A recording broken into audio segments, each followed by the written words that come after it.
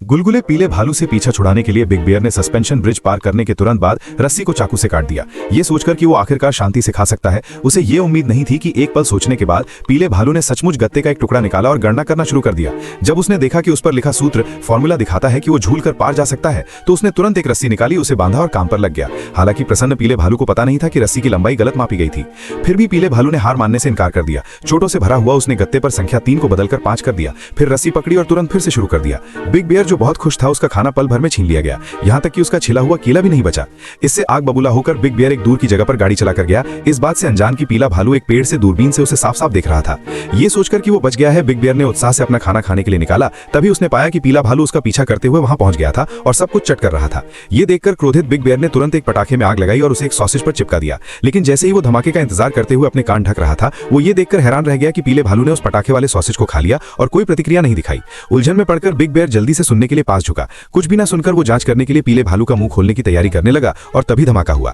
हार मानने को तैयार ना होकर बिग बियर इस बार एक 100 मीटर ऊंचे पेड़ के सिरे पर गाड़ी चलाकर गया। उसे घोर आश्चर्य हुआ कि पीले भालू ने एक सीसॉ का इस्तेमाल करके खुद को हवा में उछाल लिया और ठीक उसी समय जब बिग बियर खाने वाला था, खाना उसके हाथों से छीन लिया।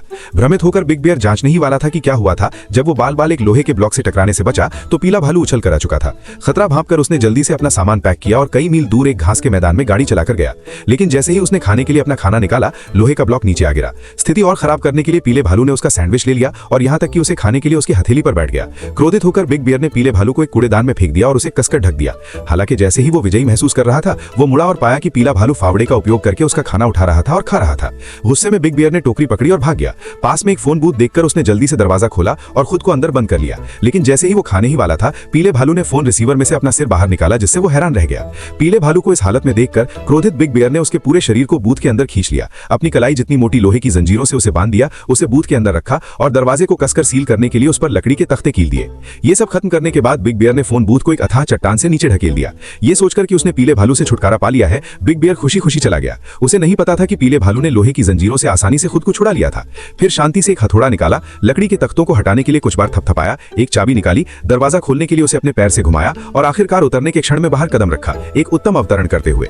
इन सब बातों से अनजान बिग बियर खुशी खुशी खाने की तैयारी कर रहा था, जब उसने पाया कि उसकी टोकरी में केवल एक आखिरी सैंडविच बचा है। जैसे ही वो बैठकर उसे खाने की तैयारी करने लगा, उसकी मुलाकात फिर से पीले भालू से हुई।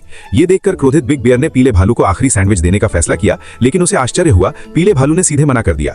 पीले भालू ने फिर तुरंत जमीन से एक नो स्टीलिंग का बोर्ड खोद कर निकाला। ऐसा करने के बाद उसने अधिकारियों को सूचित करने के लिए तुरंत अपनी सीटी बजाई। फिर उसने बिग बियर पर उसे खाना खिलाने का आरोप लगाना शुरू कर दिया। परिणाम स्वरूप बिग बियर को तुरंत एक पुलिस कार में ले जाया गया।